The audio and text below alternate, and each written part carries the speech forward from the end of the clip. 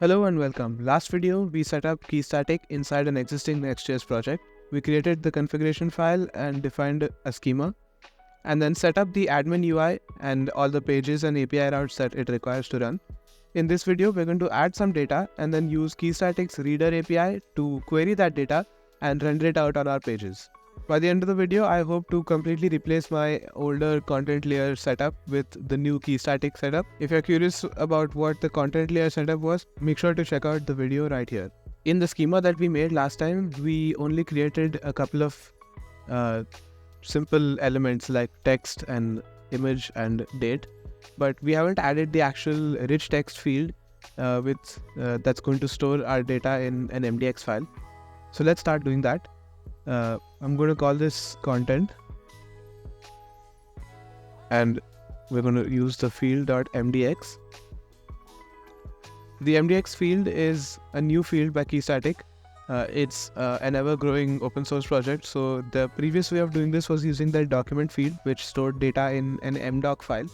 However, I prefer the syntax of MDX because it's more like Markdown with React and JSX. So I wanted to learn how they've implemented their MDX field. I'm guessing that there will be a label and components. We'll get back to these components because it's a slightly complicated thing to wrap your head around, and even I haven't fully figured it out yet. We also have option. Okay, so these are the options that are available in the rich text field.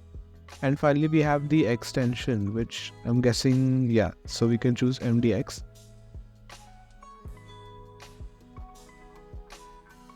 So here we have our rich text field, complete with all the features that a rich text field can have, as well as using / for commands, just like you may have seen in Notion or any other. It's becoming very popular now.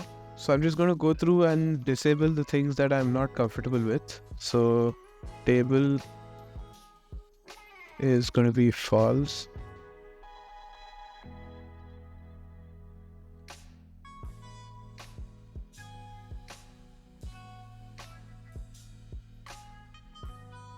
Quote is fine, image is fine, dividers, list, strike through. Yeah, we can leave the rest. I'm not sure how much I'll be using in my day-to-day, but the rest is all fine.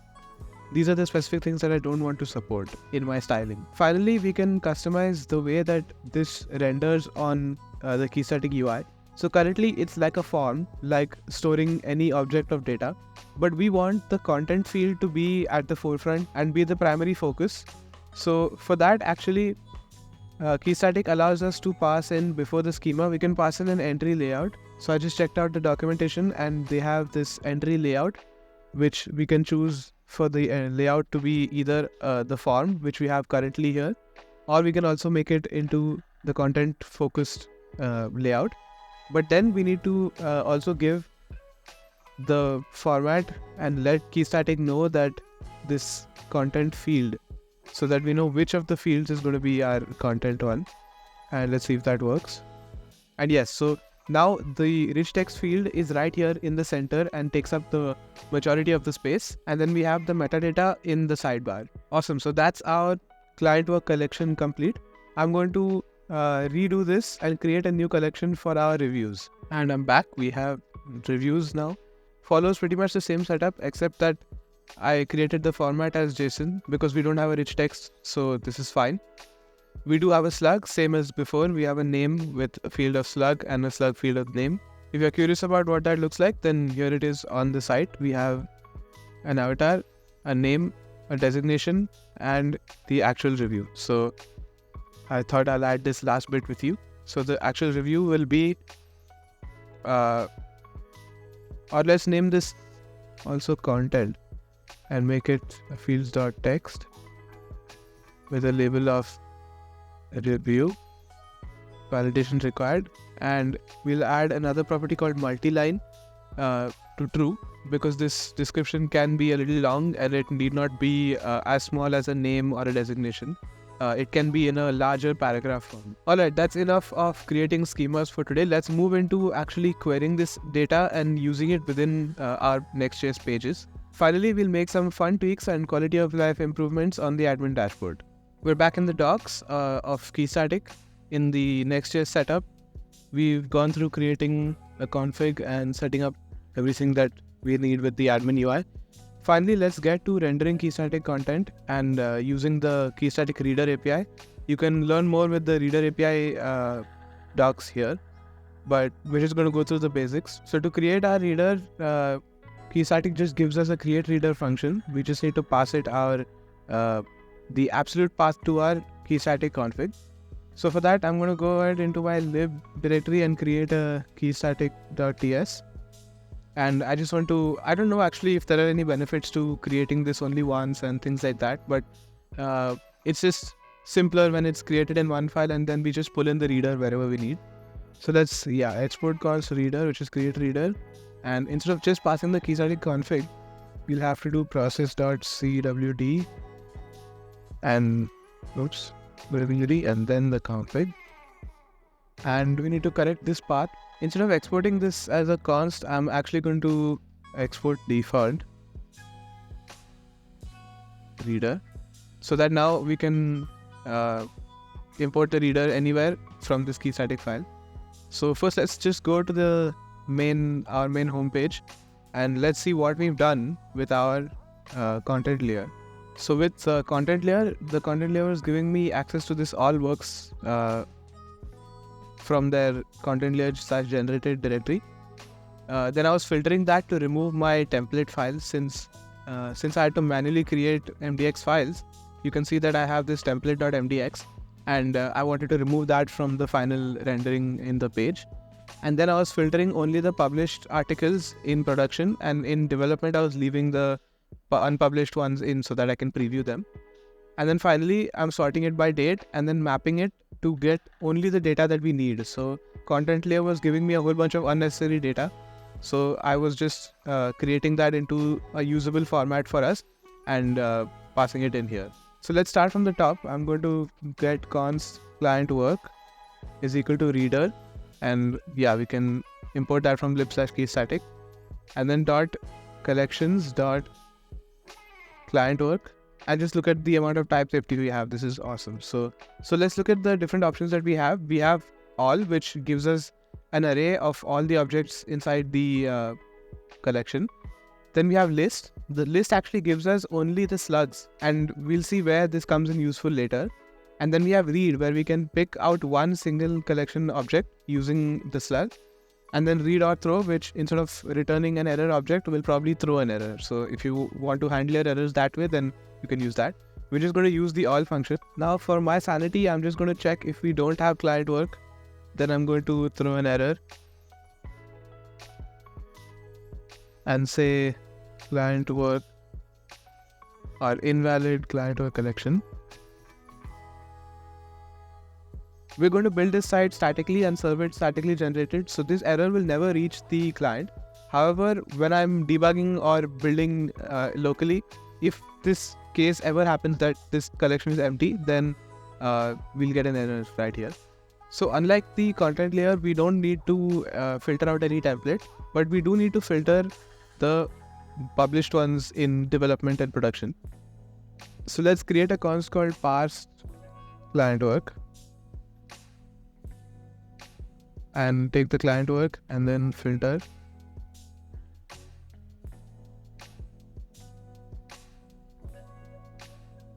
Oh, right. Okay, we need to await this and then we'll have to async function this.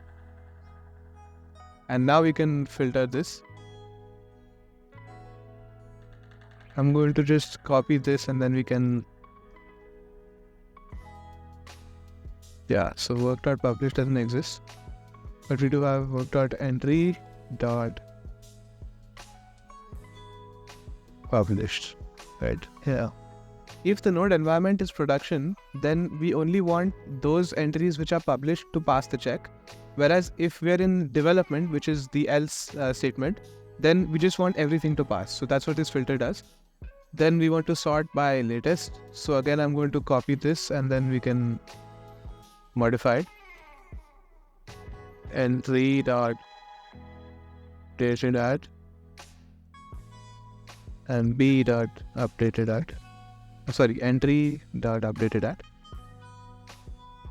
and that should sort it for us. Okay, so let's just see if what we have so far is working. So I'm going to go down into the main, and we don't care about the styles right now. I'm just going to create a pre and then a code, and then inside this I'm going to do json.stringify, and then pass in our parse client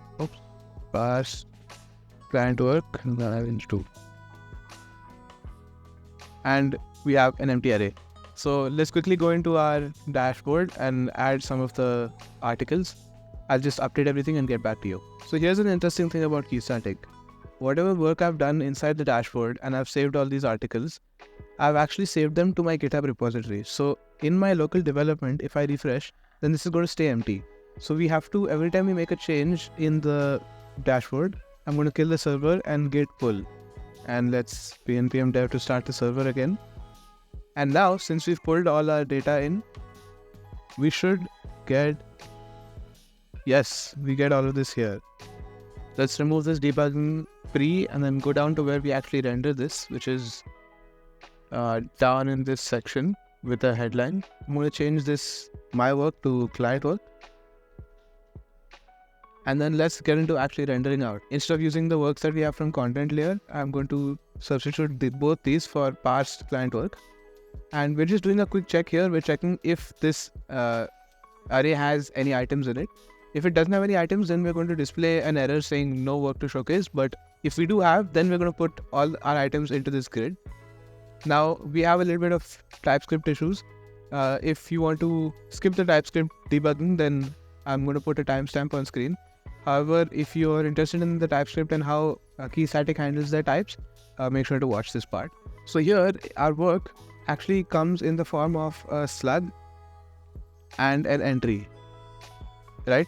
And this is not what our project is requiring at the current moment. Right now, we have this custom parse data that we used to parse from Contentlayer, but we can take advantage of Keystatic's types to improve our TypeScript, and we don't have to manually create these types in the future. As we update our config file, all the corresponding types will automatically get updated. So here in our Keystatic file in the lib directory, I'm going to export some types. So I'm going to export type of client work, which is going to be entry, which comes from Keystatic. If you want to know more about where I found this, then I went into the Reader API docs and they have a section on using TypeScript and they show you this entry that they have. So we're going to get the entry, and as a generic, we're going to pass in the type of our Keystatic config, and then pass in the collections, and then client work. So now this, if we hover over it, it tells us all the fields that we have on our client work, but it currently doesn't have a slug, whereas for our project, we need a slug. So I'm just going to add something to this. So I'm going to go and say a slug of string. Oops. And luckily our slug field is never going to change. The type is never going to change. So I'm comfortable with hard coding this here. So let's go back to our project and say that our type of props is going to be client work, which we're going to import from our Keystatic library as type, and this priority boolean. Now that we've gotten our client work thing, we know that the image is no longer an object. In fact, now we have image and then image alt, and then our CTA URL is called CTA link, I believe, and we have published, updated, and content, none of which we're using in this card. Let me go down here. Let's change this to image, this to image alt, and down here the CTA URL to CTA link. By the way, you can multi-select in VS Code by using Ctrl D. So if I select this, then this gets highlighted, and if I press Ctrl D, then I get my multi-cursors on these. That should be the project's card all done. So let's pass this in. Here we're going to pass in our slug as the slug and replace this work with entry. Okay, let's go ahead and let's check this out. If we refresh, we should see absolutely no change, and that's beautiful. So we've just swapped out our entire content layer setup for the homepage with Keystatic completely seamlessly. So I'm just going to go up here and delete all this stuff for all this stuff. Now I'm going to implement this same exact system in our review section, and I'll be right back. And we're back. So I just fetch the reviews from the Reader API and doing my quick error to check if there is nothing in the reviews. And then we go down to rendering it. We have our reviews. Again, we're checking if this is empty, then we're saying that we have no reviews or feedback. And then if we do have, then we're adding it into a grid. I'm passing the slug and entry down into the review. And in the review, I created this review entry type in our Keystatic file. I'm exporting the same thing, but instead of client work, I've replaced it with reviews and also added this slug, same as before. Now we have to tackle the dynamic page. So when I click on this link takes me to /work/slug, and that's what we need to tackle next. So in the work/slug page, in my params, I'm getting the slug. And then previously I was getting the all works from content layer and then using the array find method to find this.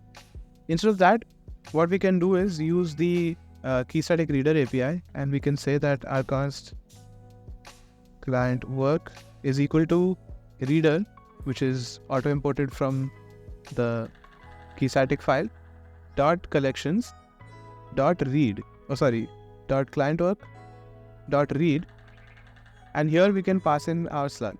Just like the home page, I'm going to check if we don't find the client work. If we don't have the client work, then I'm going to just throw a new error and say that we're going to turn these into backticks and say invalid client work and passing the slug. This is also highly unlikely since we're going to be statically rendering this site. We will for sure know which articles we have, but it's always good to add these checks just in case something goes wrong, before you push to production. This is another check that we can do, is that if there is no work, or if we are in prod and we find a work that's not published, then we can throw the Next.js is not found. However, the Next.js not found is usually used when the site is dynamically rendered and we have the opportunity to get a slug that's invalid. Whereas since we're going to statically generate this site, we're not going to get into that. In some of the future videos that I make, I'm going to talk about metadata and the things that you need to take into consideration while deploying Next.js to production. So if you're interested in that, let me know. But for now, I'm going to remove all this stuff that we have from our old content layer setup. Now that we know we have our client work, let's destructure from it some of the things that we need. Oh, and again, I forgot that we need to await this, and then we'll have to async this. Now we can destructure, and yeah, we have a whole bunch of things. Let's start with the image alt, title, tags, followed by the CTA text and CTA link, and finally the content. Now, if you hover over the content, you'll see that this actually returns a promise. So let's take a look at the docs. In the docs, we have this data from linked files. So since our MDX file is not part of the same metadata that we store, it's actually a separate field. It comes under data that's from linked files. So what we can do is we can either take the content and await post.content again. But instead of that, the simple solution is that when we read, we can also pass in this object of resolve linked files as true. So I'm just going to go back up here and pass in this configuration of resolve linked files to true. Now if we go ahead and we hover over content, then we see that it's just a string. It's no longer a promise. Let me also get rid of this, and let's start substituting anything that we may have missed. So the CTA URL is now CTA link. CTA link here again. And this content, MDX content comes from content layer, which we're no longer going to use. Unfortunately, Keystatic's MDX field is still fairly new. It's not experimental anymore, but the documentation around it is not 100% solid. So I wasn't able to find exactly how you should go about rendering your MDX field in Next.js. So I've reached out on their Discord, and Simon and the team have generally been very responsive. So I plan to get into the rendering and the custom components part of MDX in a future video. If you're interested in that, then make sure to hit the subscribe button so you know when I upload that video. Before that, there's still some things we need to configure for this Next.js dynamic page to work correctly. In our individual case study page inside work and slug, we've made the actual rendered output to be in line with our Keystatic content. But we still have two more functions that we're exporting here. So let's get to them one by one. First, we have the metadata. So metadata is the information that you see whenever you share your link. If you may have seen on Twitter or WhatsApp that your a picture comes up and a couple of other things come up, as well as you add a title and a description, and that title will show up inside your browser tab right here. Next.js makes it very easy to export this metadata information. You can either export const called metadata, and they export a type for it called metadata. But in our case, since we want to use Keystatic and fetch some information before exporting it, we can use their generate metadata function that Next also allows. And here we want to do the same thing that we did here, is we want to find our client work based on our slug. Quick note here, you may be thinking that we are duplicating code here, and that's going to be bad since we're going to make 2 requests to the server every time we want to fetch our query. But in fact, this doesn't matter that much. First of all, because it's running during build time. But second of all, since we are using React server components through Next.js's latest version, we have no worry for this because they automatically dedupe these requests for us. I'm going to copy this from here and paste it into our function here. We'll have to make this async since we're awaiting the reader's read. And let's also destructure the slug from Params. Now that we know that we have our client work, let's check if we are in production. And if we're in production and our work.published is equal to false, our client work.published is equal to false, then we want to return 404 not found. And down here in our page, I also added this quick check so that if we're in production and we have a non-published post, then we're going to return not found. Finally, here we can start destructuring things from our client work.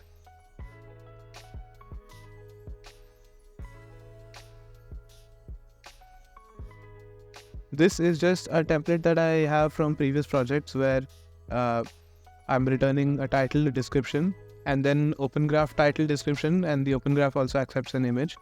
The image is actually an array of URLs, I don't know why. And then similar thing for Twitter with a title, description, and image.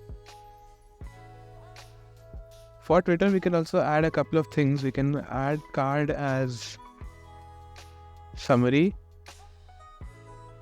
and creator as my Twitter username. Go give me a follow, by the way. And finally, our alternates. If you want more information on the Next.js metadata object and all that, then make sure to check out the documentation. I'll leave a link in the description. Now we can actually see that the browser tab has our correct title present. So that's the metadata also done. And finally, we have this generate static params. So you may remember that I was harping on the fact that we're going to be statically rendering this page, right? And this is what helps us to do that. So in the previous versions of Next, you may have heard of the generate static paths function, where you had to return all the possible paths that are going to be there. Next.js would use that information to then build all those pages and statically serve them rather than dynamically rendering and server rendering every time on request. So the generate static params is very similar, but instead of in the previous version, you had to return an object with params, and then in that you had to say slug and you had to pass your slug here. And this had to be an array of these objects, right? But in the new generate static params, It's very simple because now we just have to pass in an array of slugs, and that's where our handy reader dot list function is going to come in. So let's create a const here for slugs equals await, and let's make this async. Await reader dot collections dot clientwork dot list, and now if we hover over this, you can see it's just an array of strings, and that's exactly what we need to pass. So we can literally just return these slugs. So that's this page completely done. I can remove our content layer now from here, and that also marks the end of us using content layer anywhere, which is awesome. So now I'm going to go down into my content layer config and just absolutely destroy this, and our content layer generated folder, also going to delete that. In our package.json, I'm going to go and check out the content layer packages, which is content layer, so pnpm remove content layer and next content layer. And the last thing that we need to do is inside our Next.js config, I'm going to remove this with next with content layer, and just go ahead and module.export this. Now if we run the dev server, hopefully everything should work. Awesome. So we have our client work showing up here and our reviews. And then if we go into a particular one, then our dynamic data is also loading. And that's it for this video. We're already over about 20 minutes. In the next video, I'm going to get into the actual MDX rendering. We're going to render some custom components. And also we'll go through some quality of life updates that we can add to our Keystatic UI.